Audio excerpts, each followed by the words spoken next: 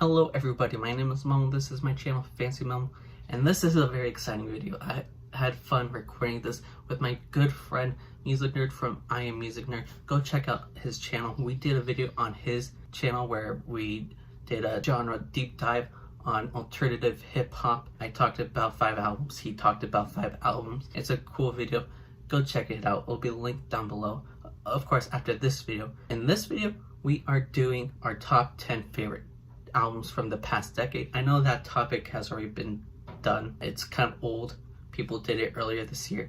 But I thought it was a good idea to do this video with him specifically since we have similar tastes in music. He listens to a lot more other genres than I do, but he has a good list, and I hope you guys enjoy this video, and I hope you guys check out Music Nerd. He has a great underrated channel, very educational. If you like my music taste and you actually want to learn something instead of hearing me scream, check out his videos because his videos are great. Without further ado, let's get into this video. Hello everybody, you've read the title, you know what we're doing. We're going to be ranking our top 10 albums from the past decade, and I've got a special guest right here. IAmAMusicNerd, say hi, introduce yourself. What's up, everybody? I'm Music Nerd here. Thank you for FancyMemo for letting me come and chat for a little bit and discuss some albums. I'm excited. Of course. We're doing this video for our channel, for my channel, my bad. And we're going to be doing a video for his channel, so check that out. It will be linked in the description down below.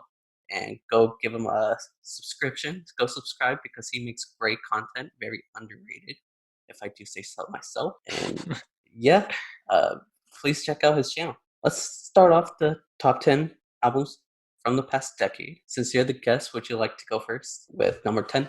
Sure. So my number 10 album is D'Angelo's Black Messiah. I know it's credited as D'Angelo in the Vanguard, but this is D'Angelo's like official third album. And man, I remember when this came out, it was a surprise album, first of all. And he dropped this like at the end of 2014, and he hadn't put out an album in 14 years. And I know that there were some rumors that he may come out or he retired or he was in an island somewhere and like some Dave Chappelle shit. But he just released this, and what amazes me about this album is that not only the fact that D'Angelo can take a 14-year break and just release an album that is so timely and yet timeless at the same time. When he released it, it was at the peak of what was going on in the Black Lives Matter movement, and kind of was ahead of that curve even before Kendrick did it, just a couple months later. But man, there's so much great music on this album, and also with D'Angelo, he just reinvents himself all the time. His first album was like very, mainstream. Well, not usual mainstream, but very groovy, kind of like soft R&B. And then the second album was like more experimental. And then this album, he just goes a step further. Like the album starts out with Ain't That Easy. And then it goes into this weird experimental, 1,000 Deaths. It's like guitar solos, and he's expanding into different genres like rock, like psychedelic rock, 1,000 Deaths, and then country music, and it's just seamless. And D'Angelo, to me, I just wish he put out more music. I'm selfish, I know, but if he had put out maybe 5 more albums, everybody would be saying he's a legend, because what he has done for R&B in the past 25 years with these 3 albums, especially Black Messiah, incredible. And what's going on now in the world, this album still holds up 6 years later. I love it. Yeah. So for my number 10, I don't think a lot of people would have this as number 10, especially since this artist has albums other people would consider is better. But I'm going to go with The Life of Pablo by Kanye West. I just love how chaotic and manic he is throughout this entire album.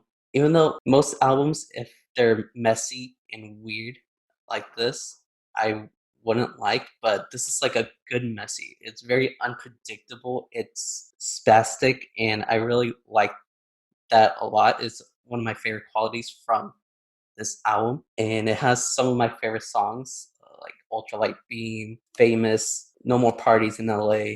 Saint Pablo is one of my favorite Kanye songs ever. Yeah, it's And funny because he it was like a hidden track, right? It was like he like we did the album and then he put that like at the end. And I was like, why wasn't that it was crazy. yeah, he kept updating the album over Yeah. years and years. It's like Microsoft Windows, like Microsoft Windows update Yeah. like every month. And it slowly got better, and Yeah. now it's like finalized unless he's gonna change something in the next few years. Who knows? But yeah, how it is right now is fantastic in my opinion, and I think it's one of Kanye's best albums. Life of Pablo to me is one of my favorite Kanye albums, and it was slow for me because, like you say, it was very chaotic, very messy, and man, there's just some bangers here, man. Like you mentioned, and like even feedback, right? And it's literally him just singing over a feedback, and it's fire. And I remember the tweet he put out. He was like, "I'm gonna make some shit that people are going to play at 3 in the morning, like some car alarm shit." And that's what the song was.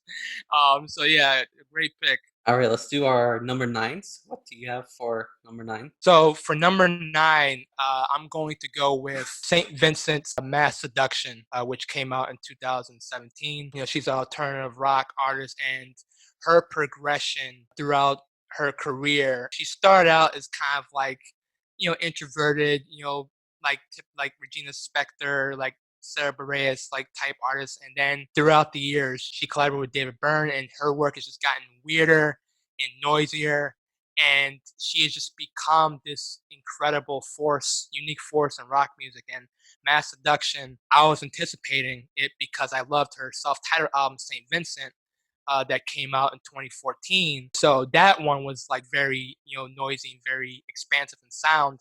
And then with this album, she just took it like 4 notches above. And what I love about it is that her kind of sensibility of, I'm gonna do like some new wave stuff. I'm gonna do like, techno. I'm gonna do like glitzy pop, and just like completely doing it in her form.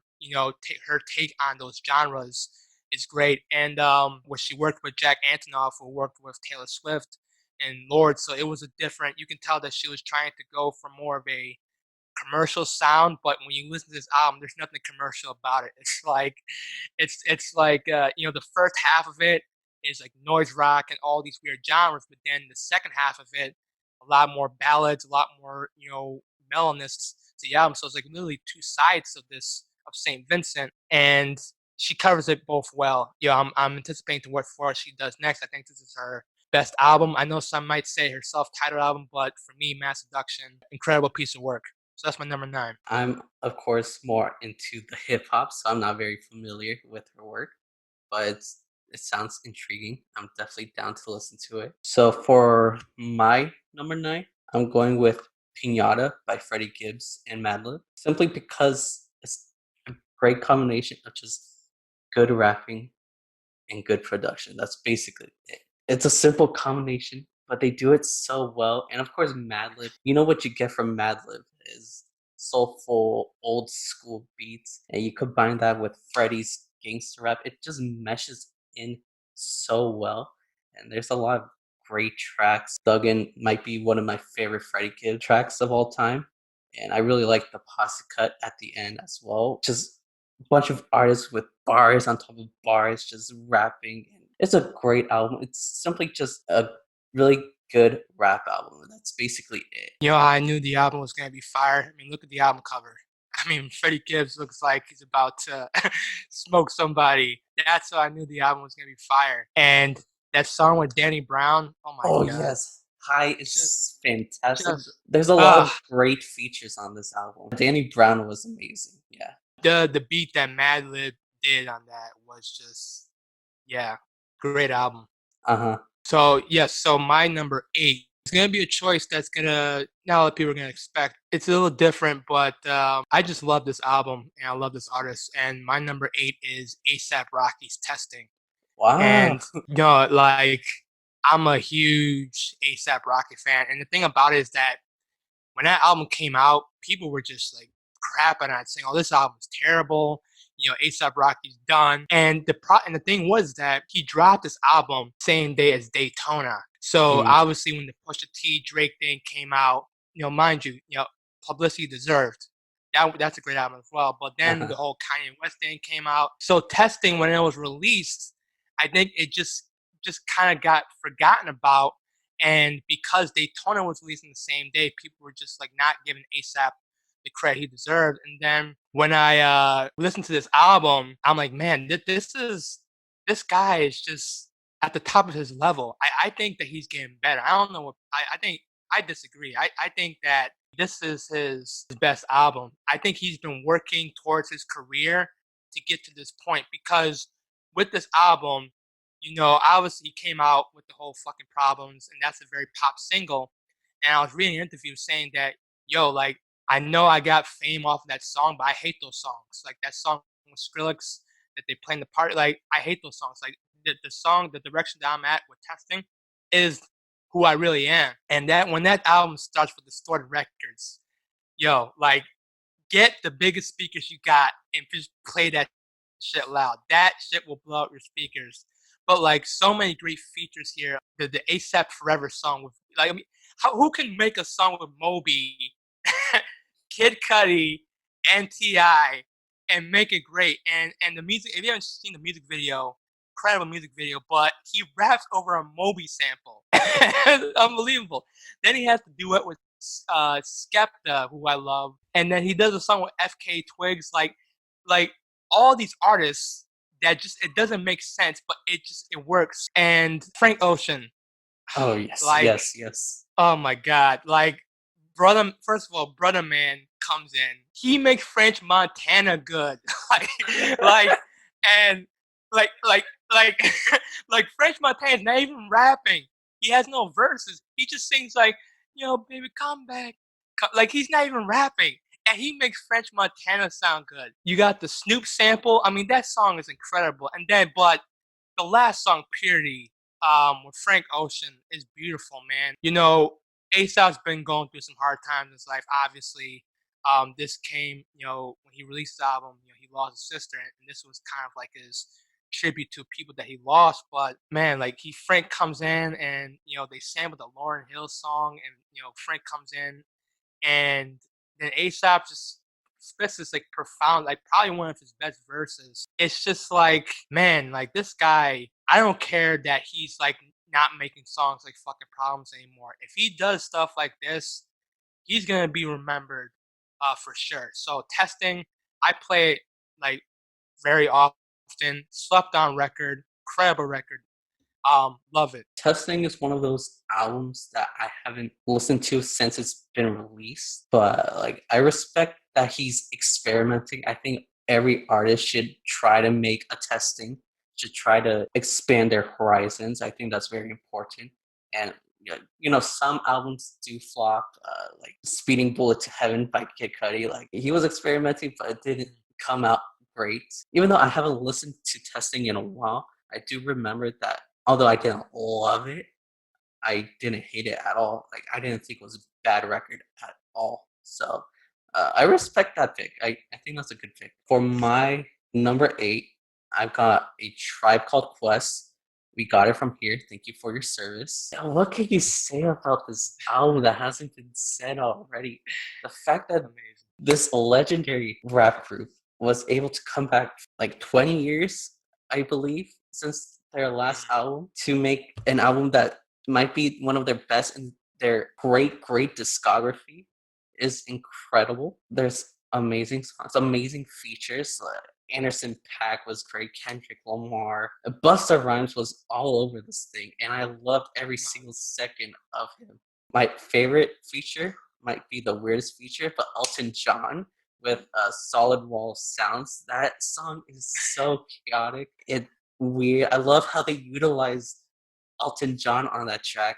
I almost forgot Andre 3000. Come on, the chicken biscuit line that he does makes me geek out every single time. His flow is immaculate. I love everything about this album. The production is great. I love what they talk about. Like they do get political at times, and of course, since Five Dog passed away before this album release, I believe they do tribute him at the end. And I also like, even though they're an older group, they're older rappers, they do credit the newer rappers. They aren't like all Eminem mode. They don't go all boomer on the new rappers. They acknowledge the great rappers that are doing their thing, like Kendrick, J. Cole, Joey, Earl Sweatshirt, which is great. I feel like more older rappers should be doing that. Instead of putting other rappers down, they should be lifting up the rappers that they do like. So yeah, that's my pick. Yeah, I'm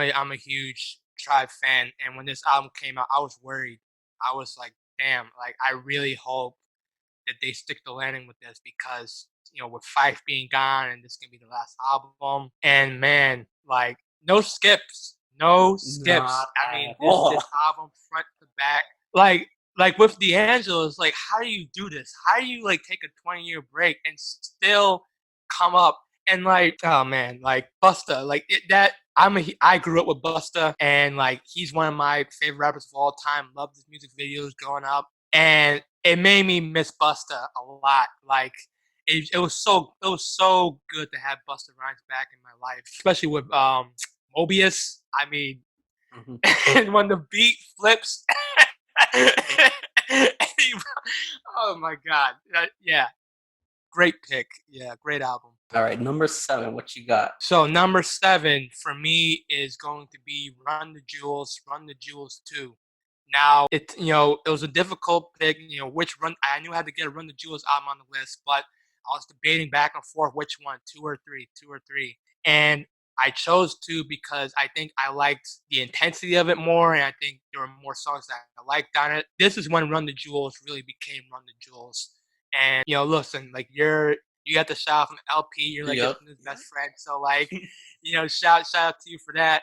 But man, like this is when I really became a Run the Jewels fan because I was aware of Killer Mike, of course, with like features on Outkast and listened to his albums in the past, but I kind of like forgot about him for a long period of time, and I didn't really know who LP was. But man, the production on this incredible. Like the first song, when Killer Mike says, "I'm about to beat the pick out of this beat," and I'm like, Yes. yes, let's go. And so many great songs here. But for me, song with Travis Barker, that insane beat where it's just like Travis Barker's on the drums and they LP and Killer Mike are just rhyming fast and keeping up with this beat and they just say like just the lyrics are just on point. And then Zach De La Rocha, which I Yes. think I mean, listen, like if we're talking like basketball, Zach De La Rocha is like he's like Deion Waiters. He's like J.R. Smith, coming off the bench just shooting threes. Like for 5 minutes and just walking away. Like every Run the Jewels album he's on, I'm like anticipating. When I see Zach De La Rocha, and of course, like I grew up on Rage Against the Machine, but it's now become a trend where if I see Jack De La Rocha's name, I know it's gonna be a star. I love it how like it's like a running joke, but like they have LP and Killer Mike, they have Zach De La Rocha, like they tease you. They have him say, a couple of lines, and then all of a sudden at the end, Zach comes in, shoots some threes, and then like ends the close of it. So yeah, Run the Jewels 2 is what really got them on the way that they're on today. And yeah, that's my number 7. That's a very good pick. I'm obviously a huge Run the Jewels fan. Unfortunately, I don't have any in my top 10. Even though Run the Jewels 4 is my new favorite, I think Run the Jewels 2 is very close. It's really good. I love how aggressive it is. So, yeah, that's a good pick. And speaking of aggressive, my pick goes to JPEG Mafia with Veteran. This album is crazy. It's just like Peggy is crazy. This is boundary pushing experimental hip hop. Like there's no album that sounds like this, no rapper that sounds like Peggy. The way he just plays with sounds like in Thug Tears with those clickings, the ASMR clickings is weird. It was very off-putting my first listen. This is definitely an album that will take a couple listens to click, but once it clicks and you're hooked and you just become a fan. I love the ODB sample. That song Crazy. is insane, and when the drums comes in as Oh my well, god. like he is angry and aggressive. He goes after everybody. He goes after conservatives, liberals, bloggers. He just doesn't care about anybody. He's just at your throat throughout this entire album.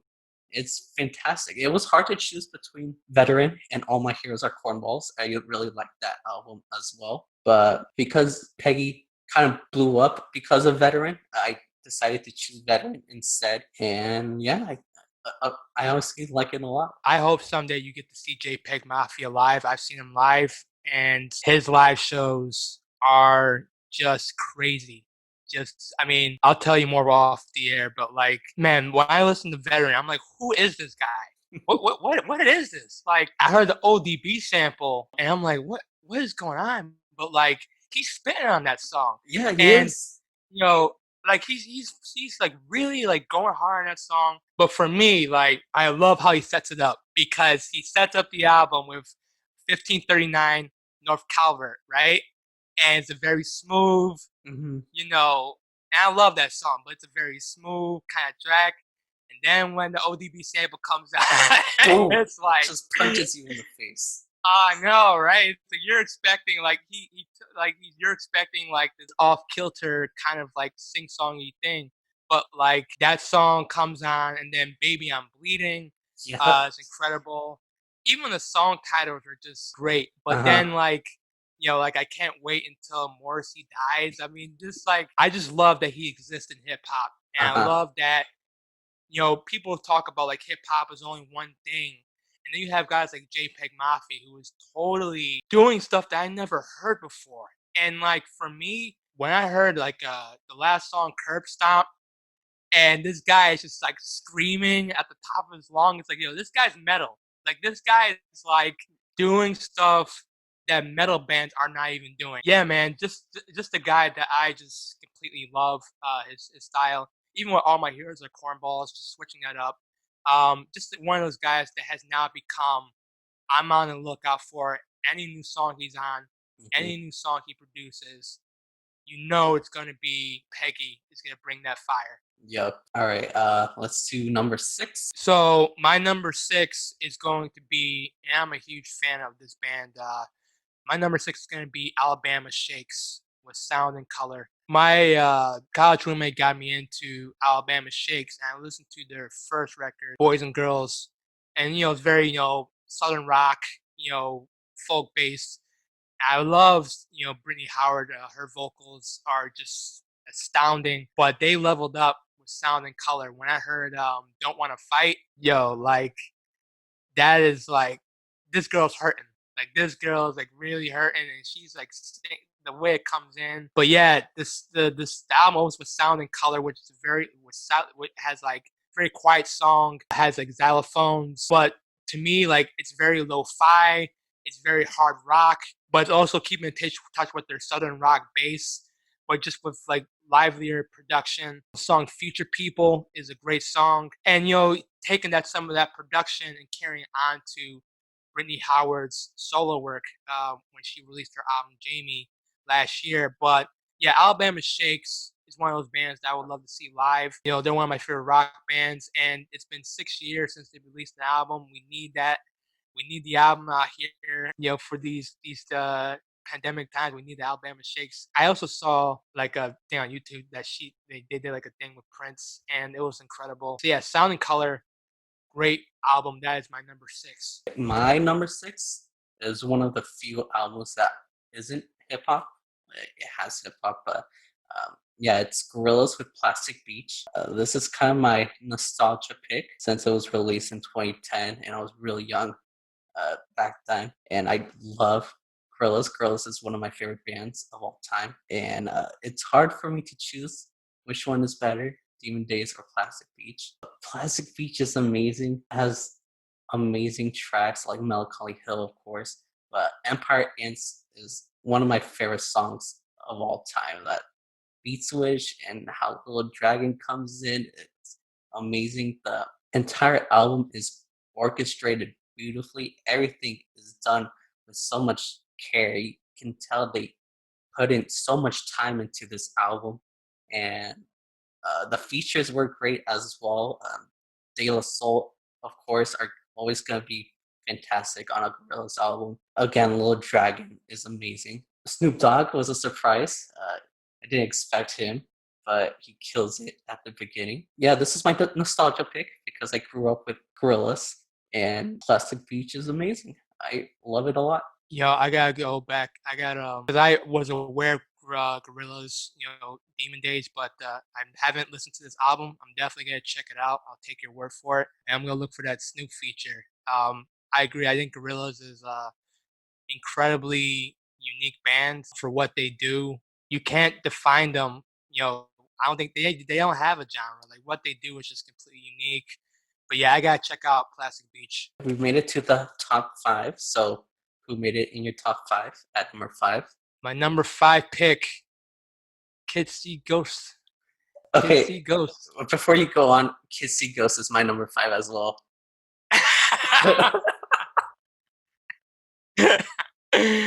Right, amazing. So, we can both talk about why it's number 5. I mean, look. So this came out, as we know, that whole Kanye Wyoming 5-album cycle, and I don't know about you, but I was very disappointed with the album Ye. And when this album was coming out, I was like, Kanye, if you do this to me again, like you got Cudi on this album, this better be great. And of course, Cudi, he been going through, a slump himself. A lot of people crapped on the Speedball to Heaven. But man, first song. Yeah. Yeah. I was like, whoa! I was like, what is this? But like, yeah, to me, it's a 7-song album, so of course there's no room for error, and every song is great. The production's great. Kanye, to me, is the most focused he has been production-wise and rapping-wise in a while, which is shocking because, with Ye, it was a little all over the place, but Kids See Ghosts, he's laser-focused. He compliments Cudi so well. Cudi, to me, it's the best he's sounded since Man on the Moon.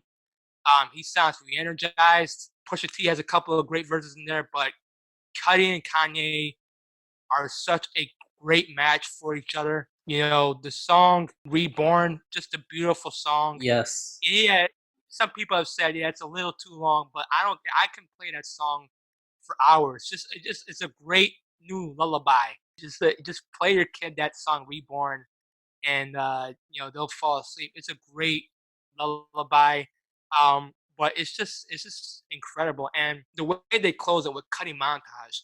So they sampled the Kurt Cobain track, and Cudi is just like doing his usual crooning, but Kanye comes in with a very passionate, a lot of social, like very like old like Kanye, like early 2000s Kanye, very socially aware, and that song is beautiful. It just completely caught me off guard how great this project was because, if it went bad, I don't know what would have happened to her. Obviously, the careers would still go on, but people would have said, Kanye, Cudi, like what's going on with them? But to me, just a masterpiece. I'm gonna say I think it's a masterpiece. It's one of those albums that just straight vibes, man. Straight vibes. Yeah, for the longest time, I tried not to call this album a 10 out of 10.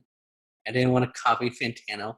I didn't want to admit it to myself because it's such a short album. I didn't think it'd be fair to have such a short album be a 10 out of 10 because it's so short. But the more I listen to it, like it's heat from 1 to 7. The first track, Pusha T kills it, and then when Kanye comes in doing those gunshot noises, it's so sick.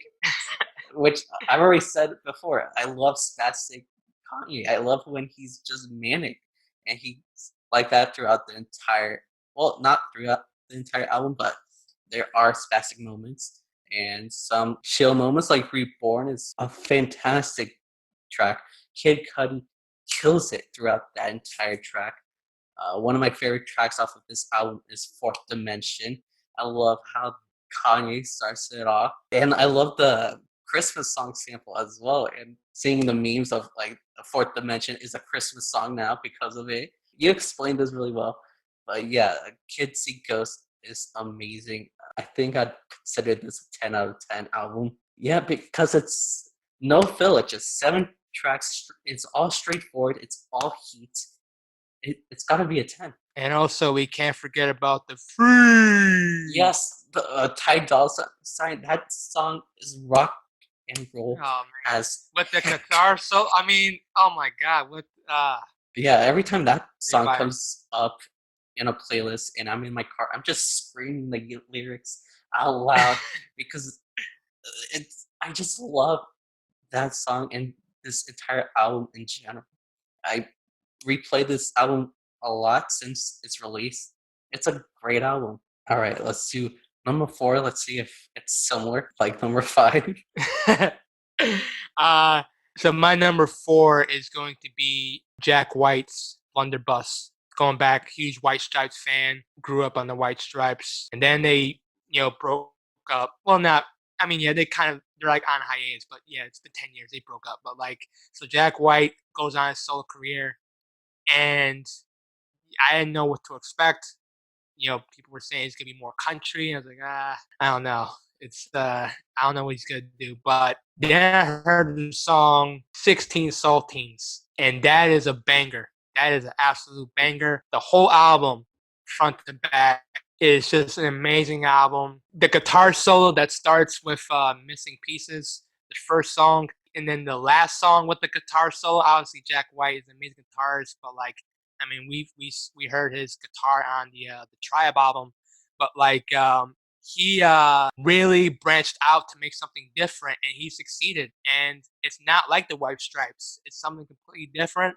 But it also keeps Jack White's idiosyncratic writing and like his production style. He is one of a kind. Further, he's released albums, but to me, I always come back to his album as my favorite of his. Even the country songs are well done. Blending of country rock are just tastefully done. Love Interruption, great song. Freedom at 21, another banger. I'm Shaking, the cover he did, which is kind of like a doo-wop song, but that one is fire. Yeah, a great album. This is an album that's grown with me over the years. That's my number 4 pick. So my number 4 pick goes to Frank Ocean with Blonde. It's my go-to sad boy album, my go-to late night drive album. It is beautifully done. Frank Ocean isn't the greatest singer, but I don't know why, but everything just works. It clicks. Nike's is a great opening track. The squirrelish vocals was cool to me. I liked it. Solo is amazing. Solo reprise with Andre 3000. His feature is amazing. The first like 5 tracks of this album, or 4 or 5 tracks, are amazing. Like Ivy, Pink and White, they're awesome. Self Control, one of my favorite Oh my god. tracks. One of my favorite Frank Ocean tracks. Probably my favorite in the Beautiful. album. But Nights is also amazing. That beat switch, that legendary beat switch, just hits you different. Especially if you're sad, it just hits you different. It's so great, just nice to listen to and to cry to. It's like the perfect sad heartbreak album, or whatever you use it for. But yeah, this one of my favorite R&B albums for sure. I'm giving number 4 to Blonde. Yeah. When Channel Orange came out, he teased us. He was like, and we were all there. We were like, Frank, we need the album. He kept teasing us. It's hard to live up to that hype. And I think he did it with Blonde. It's funny. When I heard the album for the first time, I thought I got like a wrong, like my friend, I was listening to it. I was like, did I get like the wrong album? Because it starts out high pitched vocals. And it like took me like 20 minutes because I thought I got like a bad file. I was like, what? This is not Frank. But then I listened to it. I was like, oh, comes in the second half, yeah, it's the perfect sad boy album. I mean, Self Control. The first time I heard it, it just broke my heart, you know. And I Yeah. actually thought that, you know, for me, like, you know, using the sped up vocals, like, and just putting emotion into that. I mean, it's just amazing. But that three stacked verse, though. I Oof. mean, I played that 30 times. Like I I even go to the second half. I was like, replay, replay, replay. Like I played that song for like, because it was like a minute and a half, but like Yeah. I played like 30 times because like every bar that he says, you have to break it down. I was like, what? Like how? You know? And the song Godspeed Yes, is that's great. beautiful, man. Listen, we can go on and on about the album, but like, come out with an album that supersedes that hype, Frank is great. He's a talented guy, man. Yeah, and also when I first listened to this album, I didn't like it at all. Just Really, yeah, I couldn't get into it, but I eventually gave it more listens like weeks later, and I slowly fell in love. And now it's like one of my 5 tens of the past decade. Like I am in love with this album. I wish I was a fan right when it was released, so I could cop the vinyl, but it's way too late for that. how long did it take you to like love this album? Like 6 months. That Wow. took a while. It took a while. I was sleeping on this album. Yeah, I think I loved it the second time I heard it because you know, of course, Frank's gonna do some weird stuff on his album, so there was a couple of songs that like threw me off beat. But like, man, the second time I heard it, I was like, okay, that's what he's going for. It's different from Channel Orange, and but still Frank being Frank, which is what I love about it. All right, time for the top 3 albums. What's your number 3? This was tough, but number three, man, Pusha T, Daytona. Wow. Another 7 song album full of fire. And listen, I'm a huge Pusha T fan. It's funny because I mean I grew up on the Clips. I love the Clips. I wasn't even aware that Pusha T was doing solo stuff, but he came up with My Name Is My Name in 2013. I thought that was a great album. Then he tops himself 2 years later. Darkest Before Dawn, King Push, great album. Then you hear he's coming up with Daytona. I'm like, okay, like he's not really gonna top himself, right? And he does it again. It's only 22 minutes, but like you want to talk about fire, like that shit will burn down your house. It's like no bar wasted, no beat wasted. Kanye and Pusha obviously are a great collab. Mhm. I played this album so many times, and Pusha T to me is obviously he's one of my favorite rappers of all time. But like he talks about coke all the time and doing criminal stuff. It's like how many times are you gonna talk about it without getting? Like, he keeps talking about pushing weight, but it always sounds refreshing. It always sounds. He always puts a new spin on it, and it's like man, like he starts out with if you know, you know. And it's Yes. like, ah man, incredible. Then the games we play, the game like the hooks are great. Then Santeria, hard piano with Rick Ross, and then what would Meek do Yes. with Kanye? You know, even Kanye does his best to give us the whoop de whoop. But Uh-huh. then of course, you know, he ends it with infrared with the shots. I'm a little mad that that overshadowed the album. I think at first people were just talking about that song and like the diss to Drake, and that kind of overtook things. But eventually, people were like, "No, this is a great album. Mhm. This is like an incredible album." Yeah, man, like 7 songs, just straight fire. Efficient, No, just no, very efficient. efficient, man. Like I'm telling you, like Dion Waiters, like come off the bench, 10 minutes, shoot 5 threes, go back to the bench. Just like everything in this album is so well done. There's just no room for error. So for me, it's incredible how he topped. He just keeps topping himself. So yeah, number 3 is Daytona. That's a really good pick. Yeah, Daytona's probably my favorite Pusha T album as well. Again, he was just very efficient throughout that album and just does his thing, and it just panned out really well. For my number 3, unlike Blonde, where it took me a while to enjoy the actual album, As soon as I listened to this album, I fell in love. I'm giving it to Igor by Tyler the Creator. That album was on repeat for months. Every day I listened to the album. That every time I needed to go get gas, I would play that album and just yell the lyrics. This album is very unique for Tyler. I didn't think he'd be able to top Flower Boy because Flower Boy is one of my favorite Tyler projects. It's fantastic. But he does with Igor, and I love the story, the love triangle. Each track is fantastic, beautifully produced. It's not a hip hop album, but I'm glad it won a Grammy for Best Rap Album. That's cool, I guess. The bangers are bangers. The sad tracks are amazing. Gone Gone Thank You is one of my favorite Tyler tracks ever. Such a beautiful track. And I remember like one of my first listens, I put on my headphones. I just laid in my bed and just listened throughout to the entire album and just listening to the instrumentation throughout Gone Gone Thank You. I like teared up a bit. I usually don't cry when I listen to music, but listening to Gone Gone Thank You, like I was tearing up because I just thought it was such a beautiful and sad song. And yeah, when it goes chaotic, like in What's Good or a New Magic Wand, I love it. And then when it's sadder, like Gone Gone Thank You or Are We Still Friends, I love it as well. It's just heat from beginning to end, a great narrative, a catchy music as well. Like Earthquake is very fun to listen to. It's definitely one of my favorite albums of all time. Like I instantly fell in love with this album right as I listened to it. I don't remember another album where I had that similar experience. Igor is just fantastic. I love this album so much. You know, it's funny because Igor is my number two.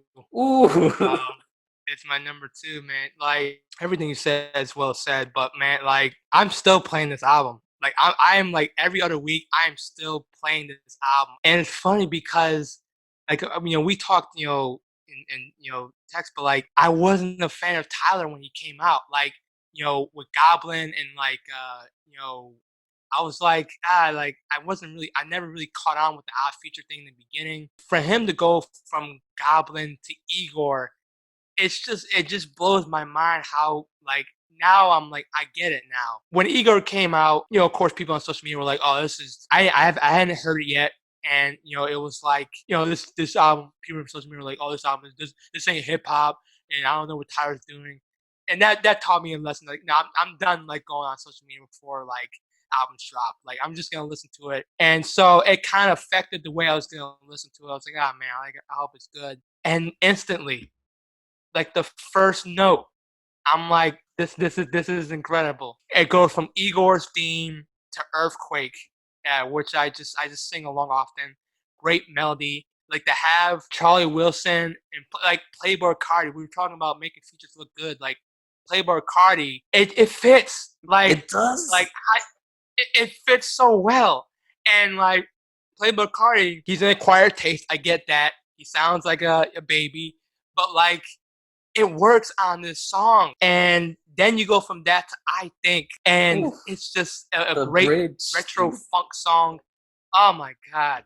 The bridge is amazing. And then it goes to New Magic Wand, which is a banger. But to me, the best song on the album, A Boy Is a Gun.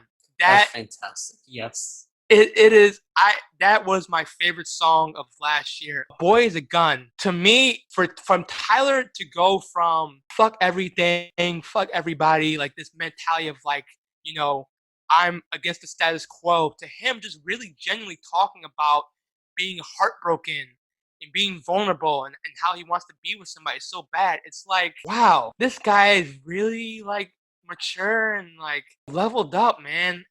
And like I felt like a proud dad watching his son at like, you know, at like a recital saying like, "Go son, like you go." Like it just amazed me like how much Tyler has just like grown up before our very eyes. Songs like Puppet and then What's Good, and then you know, like you said, Gone Gone Thank You, and then the last song, Why Can't We Be Friends. God, I can talk about this album for a long time because it just works. It's better to me. It's better than Flower Boy. Yes. And like you, I'm glad that he got the Grammy because I just think that, I don't like calling albums classics when they come out, but like, man, it all works. And I know diehard Tyler fans are gonna be like, well, this ain't like his old shit. I don't care, man. Keep doing this, Tyler. Like keep doing it for the people because Igor is fantastic. So that's your number 2. My number 2 is Atrocity Exhibition by Danny Brown. I know how much you like this album, and I really love this album because of a common theme with the music I've been talking about is that I love just crazy, manic, weird, aggressive music, and you get that throughout the entire album. Like no rapper would be rapping on a beat like "Ain't It Funny" or "Downward Spiral." Nobody is brave enough to do that, but Danny Brown is. And he's just rapping, and his voice is so weird, a little irritating, but it's like a good irritating. I love that so much. His flow is amazing. He has bangers, like really though. I love that posse track a lot. Earl kills it with his verse. Like I'm not the world's biggest Earl fan, but that verse is heat. Even though all of this is great, what I love about this album the most is just Danny Brown expressing what he's been going through because of drugs. I'm gonna refer to "Ain't It Funny" again because that song has one of my favorite verses in hip hop ever. He's talking about how he's abusing all these things, and even though he knows it's a problem, he knows it's hurting him, he doesn't want help because he feels like only weak people get help. But he is weak at that moment. Like he is suffering, but he doesn't want to acknowledge that he is suffering. So yeah, that song in that album is fantastic. I could go on. I have a feeling you're gonna talk about it really soon. So I'll let you Spoiler. Spoiler alert. I don't know what to say anymore. It's just a fantastic album. One of the best experimental hip hop albums of all time. I think it's one of the best hip hop albums in general. If you can get past Danny Brown's voice, I'm sure you get hooked to this album. He is a very underrated lyricist. Nobody talks about him enough about his lyrics. He is very good at bringing bars into his music, but people just focus on his voice just way too much. I think he's pretty underrated, pretty underappreciated. Yeah, we already spoiled your number 1, probably, most likely. I don't know. But let's do our number 1s, and let's just do yours first, since I have a feeling about what it might be. Yeah, guys, it's gonna be Justin Bieber's "Purpose." Okay, I knew it. I knew it. No, it's of course it's Danny Brown's Extrazy Exhibition, and I was gonna bring the T-shirt for the video, but I can't find it because I had the T-shirt with the album cover. Memo already talked about it earlier, but the anticipation for me was high on this album because I love Danny Brown's Triple X and Old. So when I heard the teaser tracks, every teaser track was better than the last one because he came out with "When It Rained," and I thought this is incredible. And then he came out with "Pneumonia," and I'm like, oh my god, this is incredible. And then he came with "Really Though," with the Earl Sweatshirt and Kendrick Lamar and Absol. I'm like, what the, like, just drop the album, just do it now. To me, it was like, all right, the hype was like at an all-time high. And I'm like, please, Danny, just don't let it down. What a ride, man. I rarely do this. I pause the album and I'm like, is this one of the greatest things I ever heard in my life? Like, is like how is he rapping over this beat? There's no beat. Goldust comes on, and I'm like, what is going on? How is he doing this? How is he doing this? But yeah, man, like we'll go back to the first song, and then he goes in the downward spiral, and then the second song comes on, and the way that it flips, like it starts out with like very slow beat, and then the drums comes on and the whistles, and then it starts getting very snappy, and he changes up his flow. Danny Brown's one of my favorite rappers of all time. I actually see him live, performing some of these songs live. The dude is a machine. Like he performed like 10 of these songs, and he didn't stop. He didn't take a breath. He was just like on it. Like you said, like people worry about his voice. And yeah, there's a couple of songs on this album where he raps in his yappy, like I call it his chihuahua voice. Like he's like, very high pitched voice. But then there's a couple of songs where he raps in his normal voice. His lyricism is on point. Like you said, ain't it funny? Like just talking about like how drugs have just turned him into this monster, but he's not gonna get help because he's just used to this lifestyle. And if he ODs, he's okay with pneumonia. The beat on that album is a very dark, menacing beat.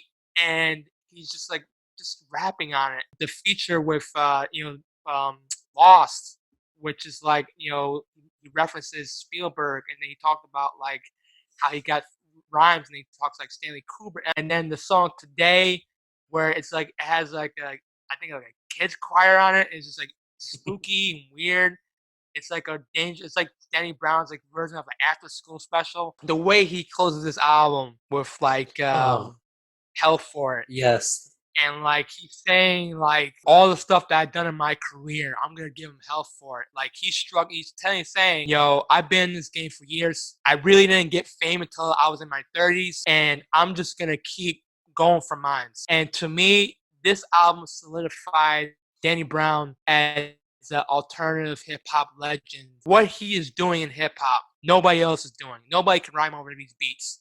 Nobody can do passionate lyricism over these beats. Like I said with Pusha T about doing coke, selling coke and just finding new ways to talk about it. Danny Brown's like the opposite side of that. Like I do the drugs. And yeah, I talked about why I do them, but this shit really isn't pretty. That's what makes him so different from the other rappers where they kind of glorify it. Danny Brown's like, no, I do this shit. Like The Weeknd, like I do this shit, but it's not pretty. And I'm gonna die about this, but I'm gonna tell you my story and why I'm like this. And for you Joy Division fans out there, the album title is a reference to Joy Division's song "The Tracks the Exhibition," and he actually name tracks the song when he says in Goldust, "Come in, step inside." That's the first lyric of that's the chorus of "Extracy Exhibition" off of Joy Division. So it's crazy to see how a British rock band from the 80s inspired this crazy, warped, messed up rap album. It's insane. But yeah, Danny Brown's Tracks Exhibition, that's my number one album of the decade, for sure. Fantastic album. Okay, it's my turn. I think you guys know what it is. It's The Big Day by Chance the Rapper. And, Hot Shower is playing 24/7 in my household. No, I'm kidding. Yeah, it's similar to everybody else's pick. It's To Pimp a Butterfly. For the longest time, I had Atrocity Exhibition at my number one. But the more times I play To Pimp a Butterfly, the more I understand why everybody considers it one of the best rap albums of all time. I didn't want to be a normie and just say it's the best rap album of the 2010s because everybody else is saying it. But it kind of is. Like his lyricism is very poetic. Just in Wesley's Theory alone, like I remember listening to that track for the first time, and I don't know why, but everything was clicking. I didn't catch everything, of course, but I got the symbolism and I got what he was saying for the most part, backed up with beautiful instrumentation.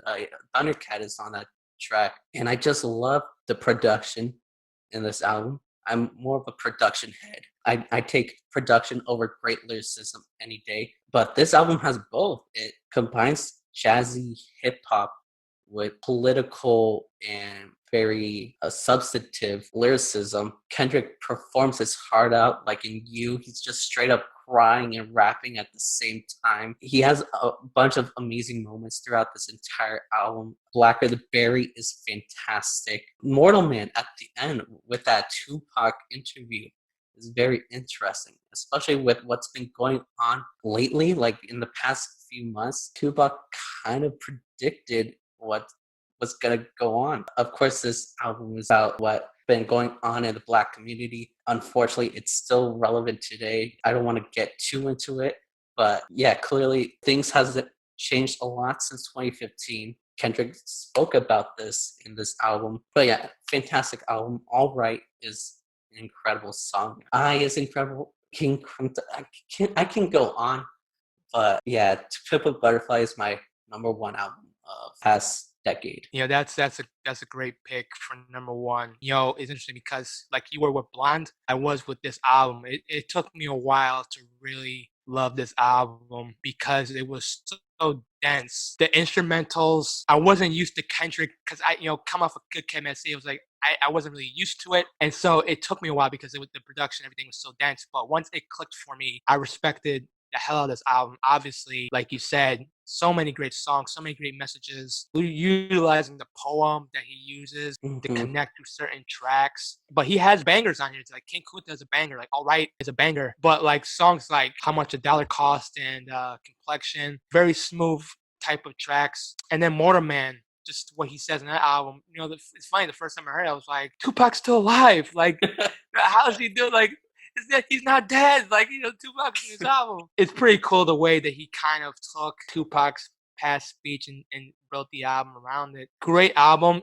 It's personally not my favorite Kendrick album, but like I said, like I respect the hell out of this album for sure. It's gonna take a while to get everything on this album as it was for me because the messages, the lyrics are so dense. But once you do, you'll be glad that you discovered it. Yeah, for sure. So yeah, that's our top 10 albums from the past decade, and I've really had fun with this video.